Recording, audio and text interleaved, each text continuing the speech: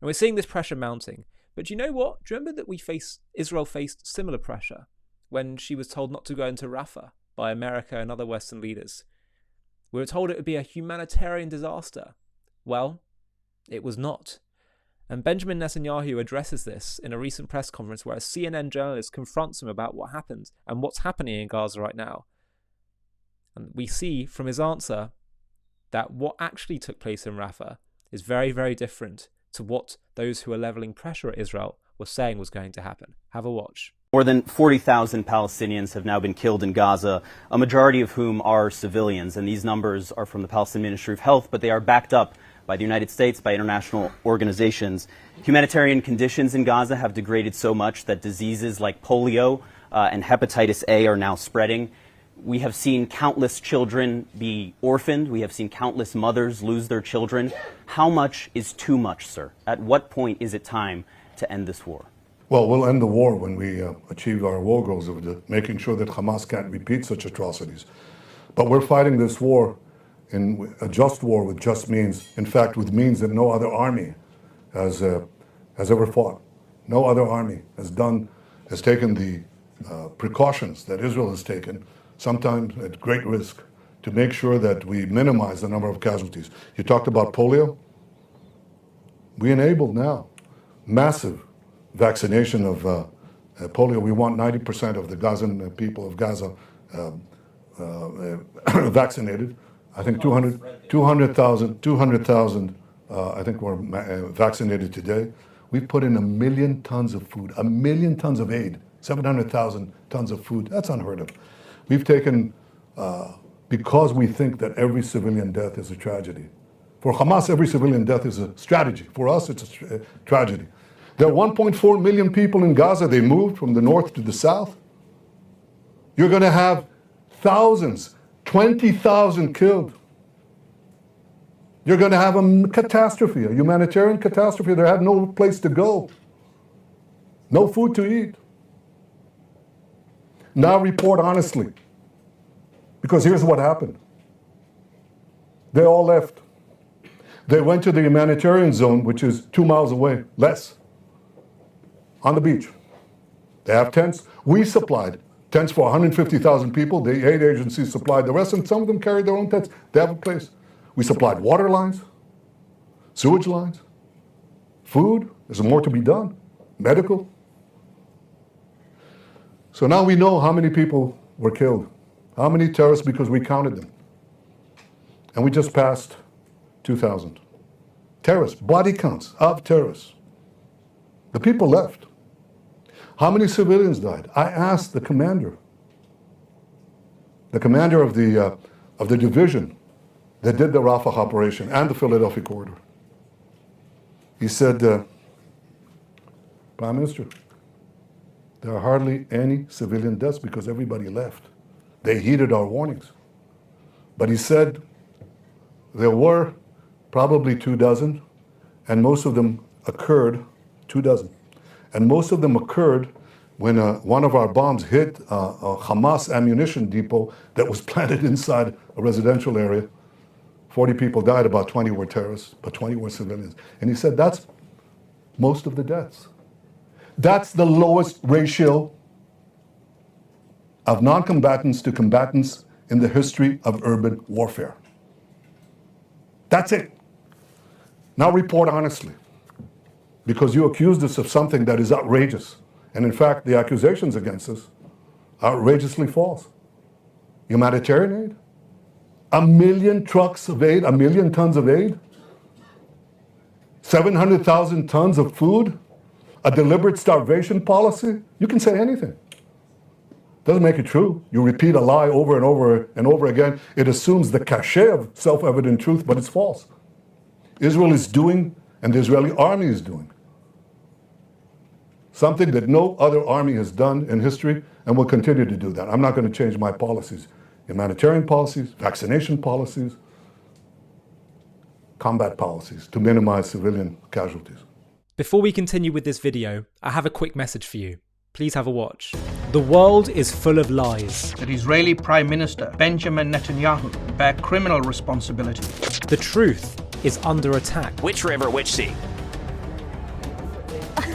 So you don't know the answer.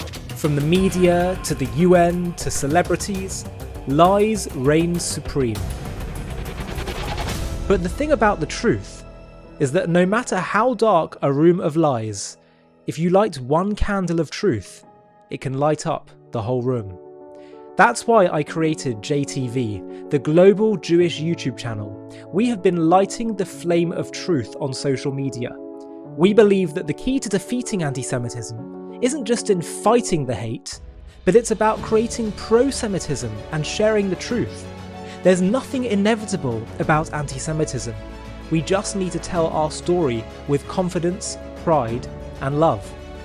We believe that telling the truth, exposing the lies, and sharing the wisdom and beauty found within the Jewish story and the ideas of Judaism can transform the world. We're reaching millions of people all around the world from all backgrounds and perspectives.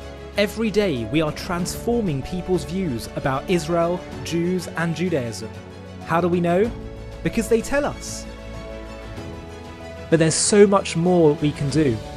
It's time for us to build a team to accelerate our growth and produce way more content that can appeal to even more people. We want to hire more presenters, start doing documentary series, and way more. And if we do that, JTV will start competing with the other big media players who peddle anti-Israel narratives. And that's where you come in. I'm asking you to please partner with us on our journey to spread the truth to the entire world by donating whatever you can to this fundraiser.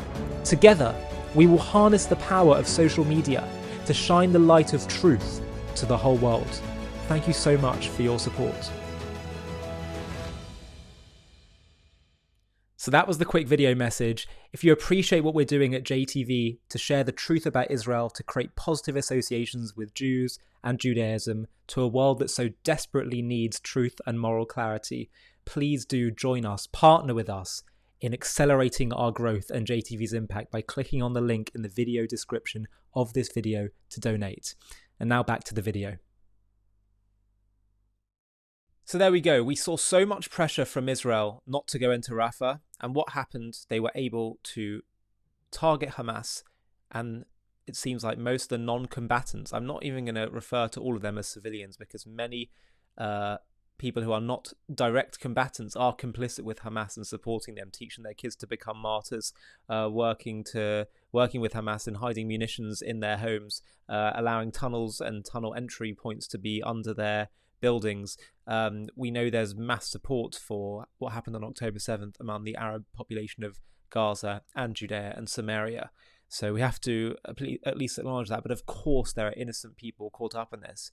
But I make no apologies, and Israel should make no apologies for that. She has to do whatever she needs to do to protect her people who started this and have always started this since Israel's founding and even before Israel's founding. It was not about a legitimate grievance of displacement. No. They went to war before there was all this displacement that occurred in 1948. Likewise, before there was an occupation in Judea and Samaria, which Israel has every right to be in. But before there was the occupation, the Arabs went to war in 1967. So the point is, Israel's doing whatever she needs to do, and she proved the critics wrong in how she went about it in Rafah. And so there's a big lesson here that we shouldn't be so intimidated by the threats and by the pressure leveled at Israel. And the same thing is happening now with Hezbollah. We're seeing the world saying, don't go to war with Hezbollah. Israel, don't do it. And quite frankly, Israel needs to ignore the pressure just like she faced with Rafah. She should do whatever she needs to do to protect her people. They're calling for a ceasefire between Hezbollah and Israel. It's funny, they never called for a ceasefire these last 11 months when Hezbollah were lobbing rockets at Israel. Only now when Israel responds. One other thing I'd say is at the very start we saw the journalists say, how many deaths will be too many? I've always found this a bizarre line of questioning. I mean, if Netanyahu said 80,000, that would be too many. So let's say you're 80,001 away from ending the war and you stop at 80,000 because that's your arbitrary target. It's ridiculous. The difference between war and genocide is that war is when you respond to people trying to kill you. Genocide is when they're trying to destroy you and kill you. Genocide is when there's peace between two sides and one says we're going to rise up and destroy the other side. War is when the other side responds to that threat. And so it's not a question of numbers. So let's be clear. In World War II, if the Nazis didn't surrender after the bombing of Dresden and those other German cities, and the Allies had to keep fighting, and the death toll went higher and higher and higher, even if you had a majority of Germans having to be killed in order to end the war against the Nazis, it would have been legitimate. And it would not have been a genocide. For as long as it is trying to destroy the genocider, the aggressor, it is legitimate. So I think that the main point of this video is to take heed of what happened here. Israel faced a huge amount of pressure and she didn't cave in. And we should do the same now.